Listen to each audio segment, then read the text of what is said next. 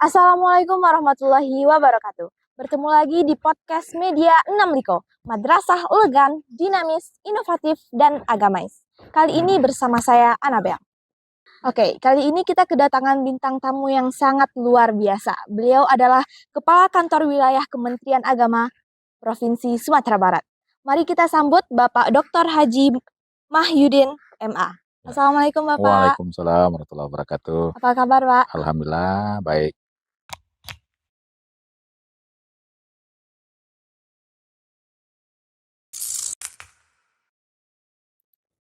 Oke, sahabat Media 6 Diko, kali ini kita akan berbincang-bincang dengan tema mengenal lebih dekat.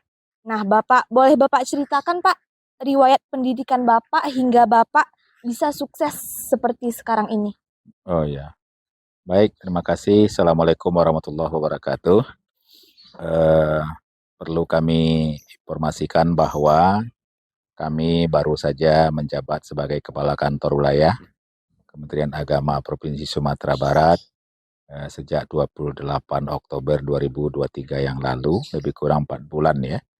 Nah, untuk mendapatkan jabatan sampai seperti ini tentu tidak persoalan yang mudah dan tidak semuanya bisa dilalui. Kami sebetulnya berasal dari keluarga yang sangat kurang mampu, artinya memang keluarga yang susah, hidup di kampung, kemudian rasa-rasanya tidak mungkin bisa bersekolah sampai ke S1. Jadi mungkin sampai tamat SMA, ketika itu saya dari PGA, rasanya sampai di situ, tapi ternyata Allah berkehendak lain. Ya, setelah tamat PGA dari kampung, MTS, kemudian ke Pekanbaru, kemudian tamat PGA mau mencari kerja, tapi coba-coba lanjutkan kuliah dengan biaya sendiri. Nah, alhamdulillah S1 selesai, kemudian bisa mendapatkan pekerjaan sebagai pegawai negeri sipil.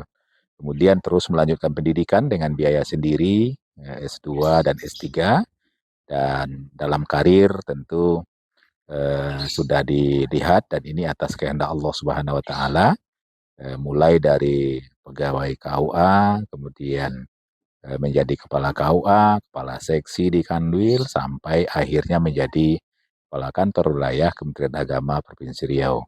Nah, kemudian baru tadi sudah kami sampaikan 25 Oktober 2023 menjadi kepala kantor wilayah Kementerian Agama Provinsi Sumatera Barat.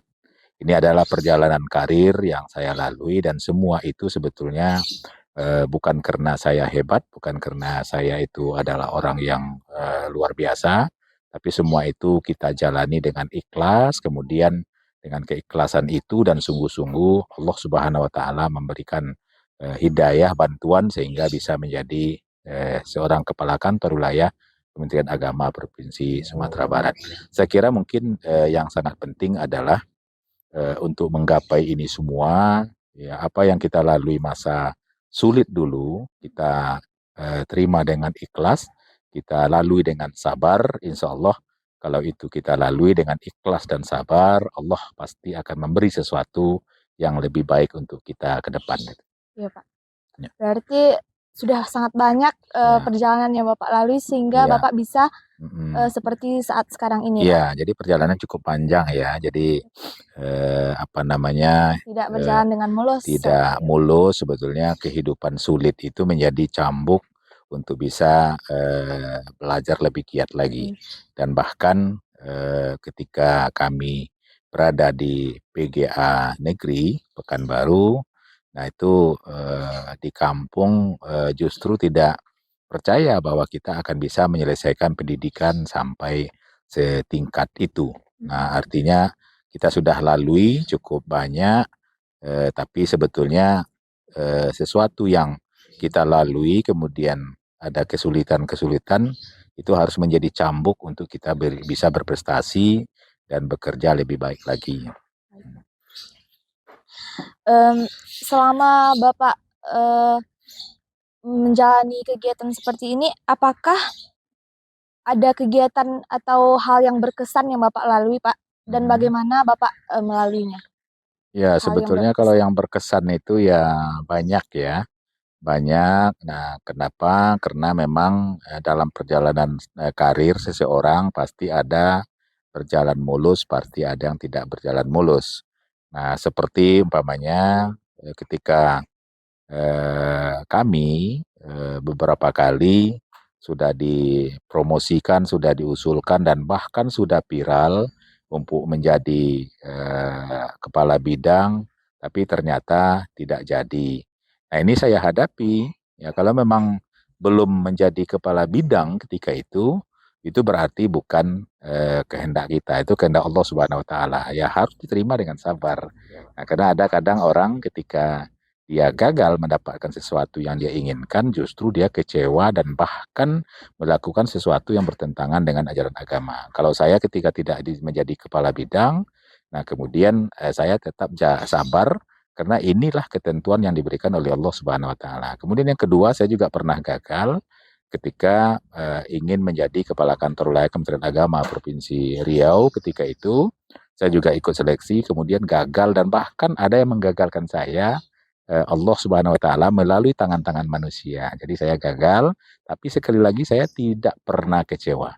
Saya hadapi, saya berdoa kepada Allah Subhanahu Wa Taala bahwa apa yang diberikan kepada saya ini adalah ketentuan yang sudah diberikan yang kuasa, sunnatullah, maka saya tidak ada kecewa, walaupun ada kecewa sedikit, tapi kita tahan, karena ini adalah Allah Subhanahu Wa Taala yang melakukan semua. Jadi oleh karena itu, pesan saya sebetulnya kepada kita semua, ya ketika ada kegagalan, nah itu yang kita sebut gagal itu menjadi cambuk untuk mendapatkan sesuatu yang lebih berhasil. Kan berarti gagal kita tidak bisa Iya, meraih apa yang kita iya, inginkan tetap ya, Pak? ada, tetap ada ya kita berdoa kepada Allah bahwa gagal itu menjadi cambuk untuk kita bisa mendapatkan sesuatu yang lebih baik di masa yang akan datang. Ya, Pak. Jadikan itu pembelajaran ya, Pak. Pembelajaran untuk masa depan ya. Jangan terlalu kecewa Iya. atau bagaimana, Pak. Bagaimana pandangan Bapak terhadap perkembangan pendidikan sekarang ini, khususnya perkembangan madrasah kita dari tahun ke tahun, Pak? Ya, jadi saya bersyukur ya karena saya pernah menjabat sebagai Kepala Bidang Pendidikan Madrasah pada kantor wilayah Kementerian Agama Provinsi Riau, dan ketika saya menjadi Kepala Kantor wilayah Kementerian Agama Provinsi Riau sampai menjadi Kepala Kantor wilayah Kementerian Agama Provinsi Sumatera Barat, saya melihat bahwa perkembangan madrasah kita saat ini sudah sangat luar biasa, dan saya selalu lebih banyak memberikan support kepada teman-teman yang ada di madrasah, bagaimana supaya madrasah kita jangan sampai jalan di tempat. Artinya dia harus bergerak kencang, memberikan kemajuan yang luar biasa. Ini yang selalu kita sampaikan. Nah, bahkan saya sampaikan dan berani sampaikan bahwa suatu ketika kita akan buatkan kontrak kinerja dengan rekan-rekan kepala madrasah. 1 tahun ke depan apa yang biasa lakukan, 2 tahun ke depan apa yang dia bisa lakukan. Nah, sehingga dengan demikian tentu perkembangan madrasah kita ke depan akan semakin baik. Tapi saya kira sampai saat ini ya perkembangan madrasah kita sudah sangat luar biasa ya. Oleh karena itu tentu ini harus dipertahankan, dan saya juga tidak puas sampai di situ. Saya ingin bagaimana supaya lebih bagus lagi dibandingkan dengan kondisi yang ada saat ini. Berarti sudah sangat bagus perkembangan Iya, dari tahun ke tahun ya, iya, Pak? alhamdulillah. Alhamdulillah. Apa yang bisa kami lakukan sebagai siswa untuk berkontribusi untuk menjadikan madrasah hebat dan bermartabat, Pak? Ya, pertama tentu sebagai siswa, ya fungsinya adalah bagaimana supaya menjadi siswa yang terbaik ya. Oleh karena itu tentu yang harus dilakukan, belajar dengan tekun, belajar dengan rajin, ikuti arahan daripada guru-guru kita, kepala madrasah kita, dan yang tidak kalah pentingnya adalah jaga marwah kita sebagai seorang siswa, siswi madrasah. Karena berbeda ya, siswa-siswi madrasah dengan sekolah yang ada di luar sana. Kenapa? Karena madrasah ini adalah pendidikan yang berciri khas agama. Oleh karena itu tentu harus berbeda dengan sekolah-sekolah yang ada di luar sana. Baik sahabat Media Namliko, kita sebagai anak madrasah harus menunjukkan sikap yang harusnya anak madrasah lakukan. karena madrasah ini berbeda Pak dengan Ya. sekolah-sekolah lainnya Pak. Ya. Yang terakhir, pesan atau penyemangat dari Bapak untuk pelajar, khususnya pelajar di madrasah Pak. Ya, untuk anak-anak kami yang berada di siswa-siswi madrasah ya, Ananda sekalian tidak perlu berkecil hati ketika berada di madrasah ya. Sekarang ini tidak ada lagi bedanya, oh ini alumni madrasah, ini alumni sekolah umum, itu tidak ada bedanya. Semuanya diperlakukan sama di dalam negara Kesatuan Republik Indonesia. Bahkan kalau kita lihat siswa-siswi madrasah ini punya nilai plus ya dibandingkan dengan yang lain. Nah, kita lihat umpamanya tidak mungkin seorang siswa yang berada di sekolah umum lalu dia bisa menguasai ilmu-ilmu agama seperti yang dikuasai oleh anak-anak madrasah. Nah, oleh karena itu tentu saya berpesan pertahankan ini sebagai seorang siswa madrasah dan saya juga berpesan bagaimana supaya apa yang didapatkan di madrasah-madrasah Ananda sekalian ini harus dipraktekkan, harus dilaksanakan di lingkungan tempat tinggal masing-masing dan di lingkungan masyarakat sekitarnya. Jadi sahabat Media 6 Liko, mungkin cerita yang sudah disampaikan Bapak tadi bisa menjadi motivasi dan penyemangat kita untuk kedepannya. Ketika kita gagal melewati suatu proses, jangan kecewa dan bersedih hati. Jadikanlah itu suatu penyemangat untuk kita selalu untuk menggapai tujuan kita. Terima kasih Bapak sudah menyempatkan waktu untuk ya. berpodcast di Ya, Media 6 ya, Liko. sama-sama. Saya Anabel, pamit undur diri. Wassalamualaikum warahmatullahi wabarakatuh. Waalaikumsalam warahmatullahi wabarakatuh.